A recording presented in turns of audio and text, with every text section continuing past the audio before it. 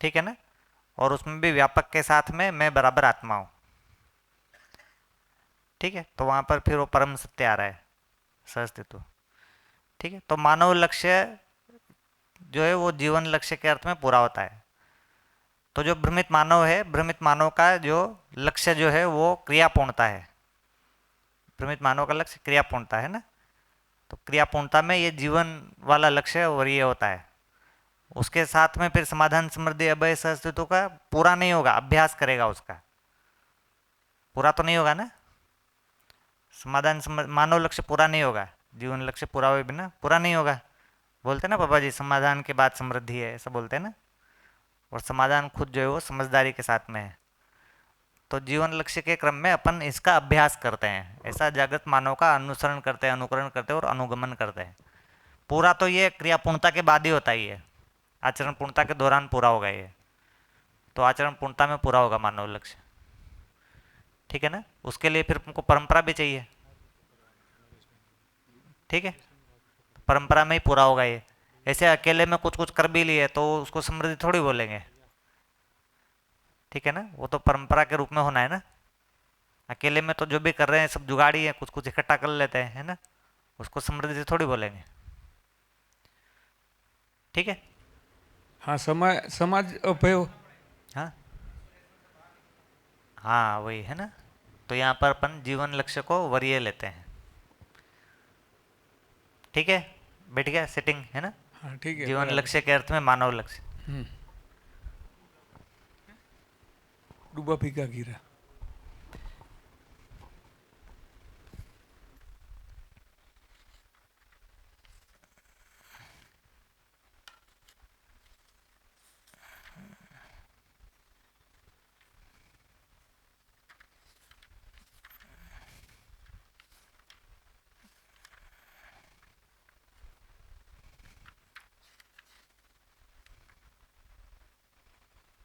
हम्म।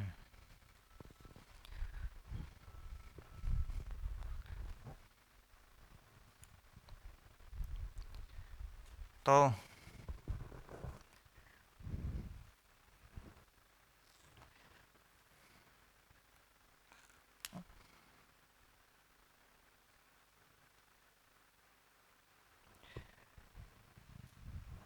तो घिरा को जब अपन बोल रहे हैं, घिरा का मतलब है कि इकाई जो है वो दूसरी इकाई से जुड़ रही है।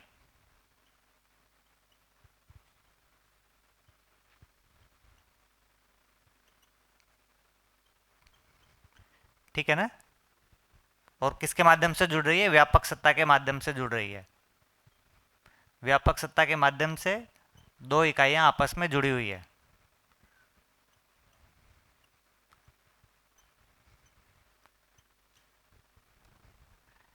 ठीक है ना, और ये ऐसे जुड़ रही है कि ये अपना इकाईत्व भी बनाए रखे हुए और दूसरे का इकाईत्व भी बनाए रखे हुए और फिर मिल भी रहे हैं आपस में।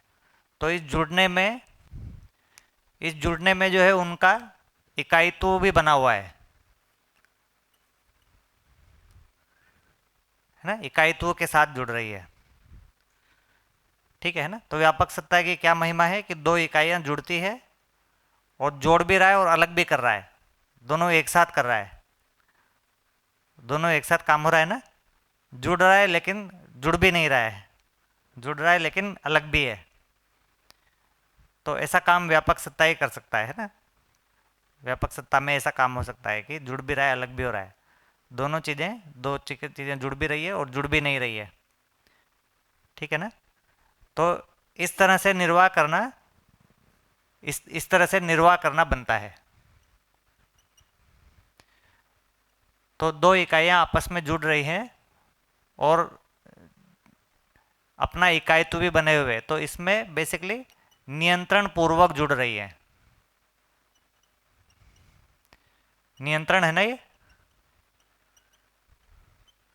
ये नियंत्रण है कि जुड़ भी रहे हैं, है ना, निर्वाह भी कर रहे हैं और एक जो है एक दूसरे के इकाईत्व में बाधा भी नहीं कर रहे हैं। तो नियंत्रण पूर्वक जुड़ रहे हैं। ठीक है, तो ये जो नियंत्रण है ये बेसिकली एक तरह से देखेंगे तो स्वनियंत्रण है, स्वनियंत्रण पूर्वक जुड़ रहे हैं। तो परस्परता में देखेंगे तो नियंत्रण लिखा हुआ है, क्योंकि ये कौन सा डोमेन है, घिरा मतलब परस्परता, इसलिए वहाँ पर नियंत्रण लिखा है। पर उसमें इंक्लूड है कि दोनों इकाइयाँ स्वनियंत्रित है।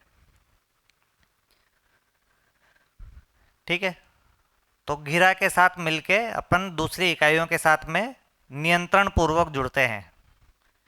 तो हम उनको ओवरटेक नहीं करते हैं, है ना, उनको ओवरराइड नहीं कर देते हैं अपन। तो संबंधों के निर्वाह में सबसे बड़ी चीज़ क्या है कि उसमें जुड़ना तो है ही, लेकिन उसको, है ना, चढ़ी जाना नहीं है उसके ऊपर। ठीक है ना, तो जुड़ना तो है ही, अभी जो अपन ने कहा था मन में जोड़ना जुड़ना, लेकिन वो जोड़ना जुड़ना में क्या समस्या हो जाती है, नियंत्रण नहीं रहता उसमें, हम जो है उसके ऊपर जो है कंट्रोल ही करने लग जाते हैं। ठीक है ना, तो यहाँ नियंत्रण का मतलब वो नहीं है, नियंत्रण मतलब है ना दूसरे का नियंत्रण करो, नियंत्रण मतलब नियंत्रण में रह के जुड़ती है, तो नियंत्रण में रहना है। तो नियंत्रण में रहना मतलब व्यापक सत्ता की वजह से ही नियंत्रण में रहना हो पाता है। ठीक है ना, जो अपन ने बात किया था कि एक अपन ने बात किया था ना कि ये गर्म लोहा है ना, और ये ठंडा लोहा है। तो ये गर्म लोहा ठंडे लोहे पर नियंत्रण नहीं कर रहा है। क्यों नियंत्रण नहीं कर रहा है? क्योंकि बीच में व्यापक सत्ता है। तो व्यापक सत्ता होने से क्या होगा, व्यापक सत्ता होने से ये इसका कुछ भी कर देगा ऐसा नहीं होगा, ये इसको पहचान रहा है। बीच में आ गया ना, व्यापक आ गया, तो ये इसके ऊपर ऐसा नहीं कि इसको गर्म कर ही देगा, क्योंकि बीच में व्यापक सत्ता है, इसलिए ये इसको पहचानेगा, तभी ये इसको गर्म कर पाएगा या ये गर्म हो पाएगा। तो इस तरह से व्यापक सत्ता के माध्यम से ये जो परस्परता है, जितनी भी परस्परताएं हैं उनके बीच में नियंत्रण उपलब्ध है, नियंत्रण उपलब्ध है।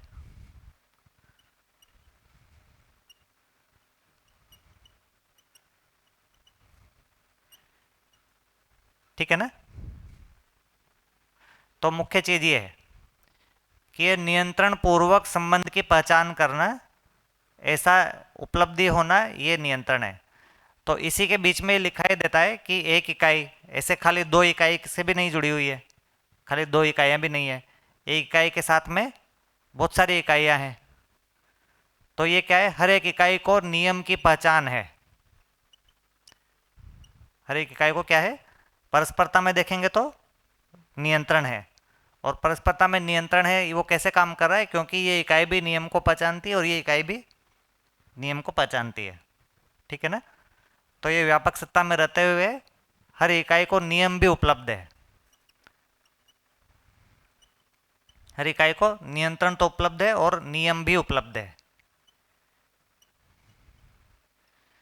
अगर नियम उपलब्ध नहीं है तो नियंत्रण उपलब्ध होने का मतलब नहीं रहेगा, क्योंकि इंटरेक्शन तो होना ही है ना। वो जो नियंत्रण, अपन जो दूसरे पे नियंत्रण करने बैठ जाते हैं और जो स्व नियंत्रण का उल्लंघन कर देते हैं, ऐसा क्यों करते हैं? क्योंकि हमको लगता है कि दूसरी इकाई को नियम पता नहीं है, इसलिए करते हैं ना। हमको लगता है कि इसको समझाना पड़ेगा अभी, है ना, समझता नहीं है। हाँ, मेरा सही है, उसका गलत है।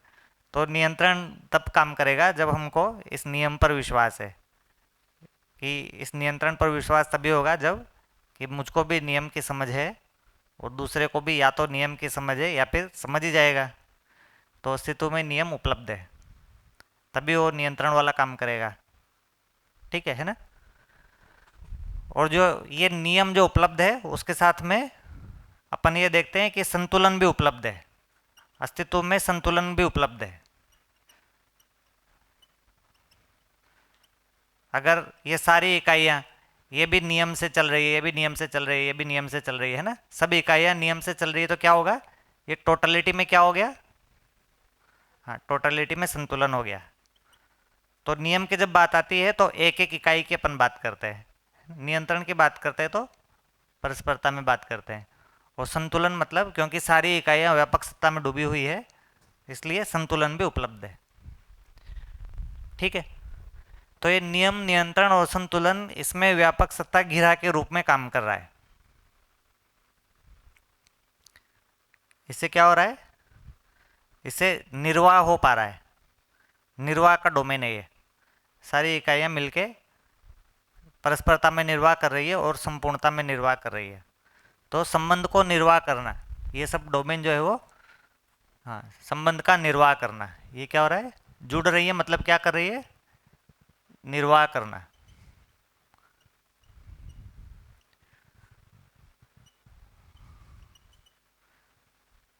तो संबंध का निर्वाह करना में व्यापक सत्ता उपलब्ध है, नियंत्रण के रूप में, नियम के रूप में और संतुलन के रूप में।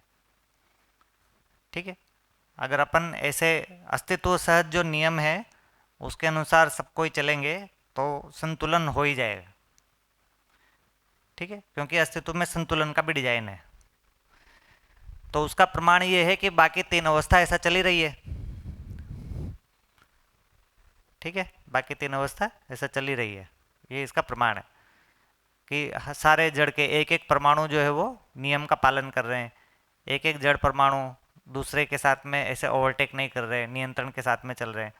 और सारी प्राण अवस्था हम देखते हैं कि संतुलन के साथ चल रही है। फिर सारी जीव अवस्था संतुलन के साथ चल रही है। तो अस्तित्व में संतुलन उपलब्ध है। ये जो संतुलन है ना, ये संतुलन इसलिए संभव है क्योंकि ये जो इकाई है ये भी पूरक होना चाहती है, ये भी पूरक होना चाहती है, ये भी पूरक होना चाहती है, ये भी पूरक होना चाहती है, इसलिए संतुलन उपलब्ध है। संतुलन इसलिए बन रहा है क्योंकि सब इकाइयाँ पूरक होना चाहती। मान लो ऐसा उल्टा हो जाए, ये भी जो है वो शोषण करना चाहती है, ये भी जो है वो शोषण करना चाहती है, अब क्या होगा, अब संतुलन बनेगा क्या? सारी इकाइयाँ एक दूसरे का शोषण करना चाहती है ना। एक डोमेन ये है, एक डोमेन ये है, एक सहअस्तित्व का डोमेन है, एक संघर्ष का डोमेन है।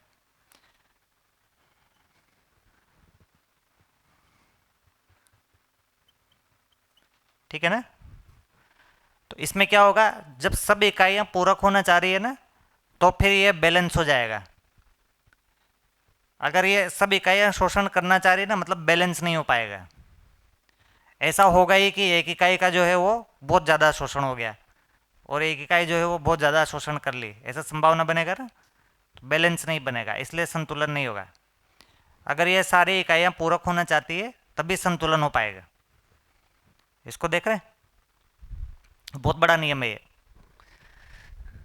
जो एडम स्मिथ है ना, जिसने अर्थशास्त्र का जो फाउंडर है, उसने इस पर सोचा है।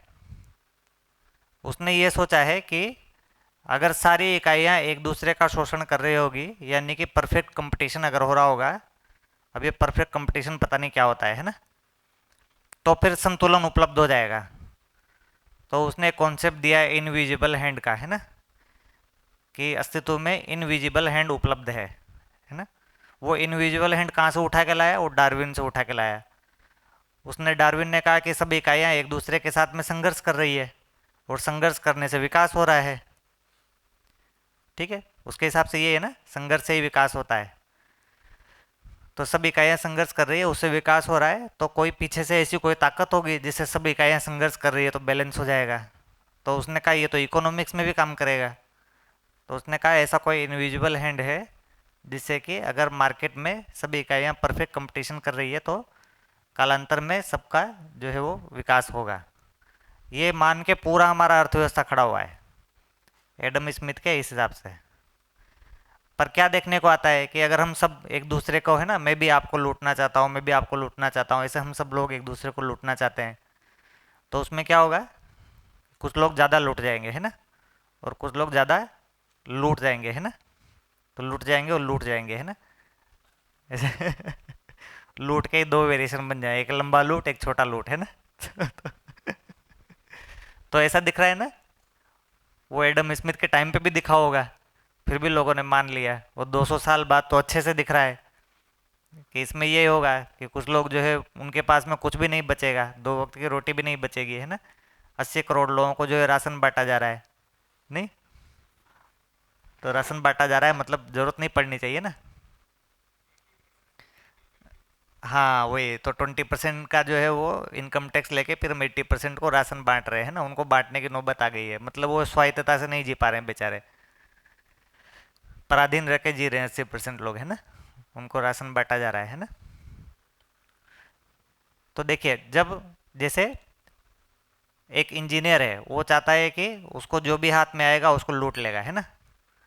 फिर एक डॉक्टर है, वो सोचता है ये इंजीनियर जब डॉक्टर के पास जाएगा तो इंजीनियर उसको लूट लेता है।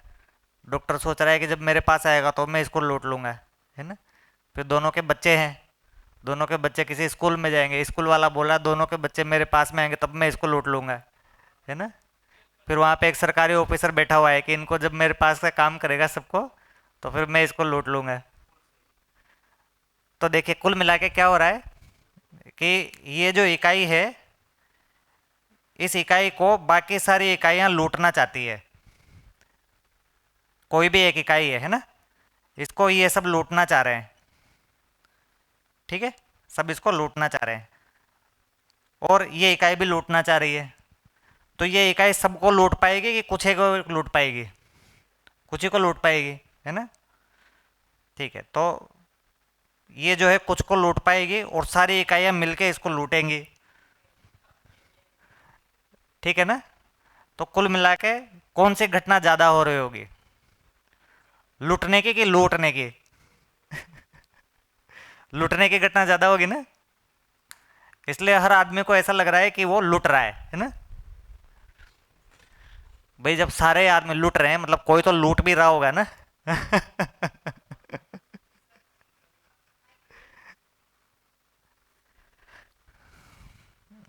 हम्म।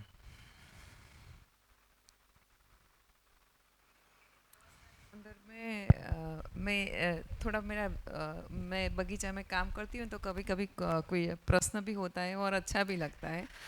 और इसी सोच में अभी तो बताया तो थोड़ा खुल के आया। हम्म। तो मैं हस्बैंड से बात कर रही होती तो मैं वही उसको बोलती हूँ, मैं कितना अच्छा भगवान ने व्यवस्था किया है कि जो जो फूल होता है उसका कलर इतना अच्छा होता है, हम देख के खुश हो जाते हैं। और वो फूल वही कलर वही वस्तु हमको भी देता है, गरीब गरीब यानी जो जिसके पास पैसे नहीं उसके आंगन में भी वही सेम कलर देता है। अगर इसका भी डोमिनियन इन लोगों के पास होता तो हमारे पास फूल ही नहीं बचते कि भाई उसका प्रभाव कि भाई ये फूल हमारे ही आंगन में रहे। तो भगवान ने कितनी व्यापक सत्ता बताई है कि एक ही बीज कहीं भी लगाओ। और दूसरा ये अच्छा लगता है कि बगीचे में एक ऐसे कूट कूट के प्लांट लगाए होते हैं, लेकिन सब अपना अपना काम कर रहे हैं, ऐसा नहीं कि ये इसको डिस्टर्ब कर रहा है ये इसको डिस्टर्ब कर रहा है। तो ठीक बात है, स्वनियंत्रित भी है और वो भी। स्वनियंत्रित भी है। तो इतना देख के अच्छा लगता है सब। और सबसे बड़ा उदाहरण मैं वो तब देखती हूँ जब बड़े बड़े वड होते हैं तो उसकी वड़वाई कहीं ना कहीं पहुंच जाती है प्लांट के रूप में आगे बढ़ने के लिए फैल। लेकिन उसको पता है कि मेरे मेरे प्लांट में छेद नहीं करना है, तो वो उसकी पहचान बनी रहती है होते उसका जागृति क्रम भी आगे बढ़ता रहता है। तो पूरे आपने बोला ना पूरी व्यवस्था में एक क्रम है हम्म। स्वनियंत्रित। लेकिन ये मानव में थोड़ा प्रॉब्लम चल रहा है। तो क्या हो रहा है, अस्तित्व में व्यवस्था क्या है कि ये जो एक इकाई है तो पूरा अस्तित्व इसके पूरक होना चाह रहा है, ठीक है, और हो भी रहा है ना। और ये कितने के पूरक हो रही है, जो भी इसकी लिमिटेड पावर है 2 4 के, ठीक है ना। और ऐसा हर एक के साथ हो रहा है, उस एक को सारा का सारा अस्तित्व पूरक हो रहा है। और वो जितनी भी उसकी क्षमता है, अस्तित्व के बराबर क्षमता तो नहीं है उसकी, जितनी भी क्षमता है वो थोड़े बहुत के पूरक हो रही है।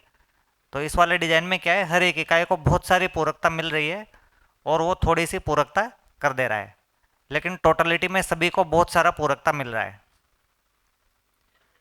हाँ, हाँ, मल्टीप्लिकेशन हो रहा है ना, वो ग्रुप डायनेमिक्स बन रहा है उसमें, ठीक है ना, इनफाइनाइट ग्रुप डायनेमिक्स बन रहा है।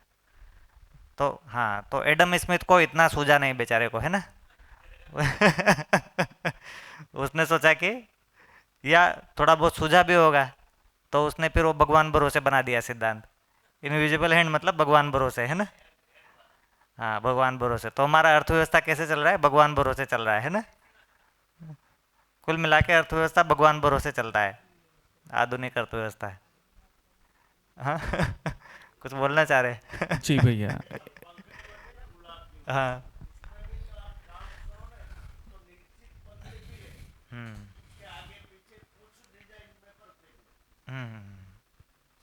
निश्चित पंकड़ी है, ठीक बात। हम्म।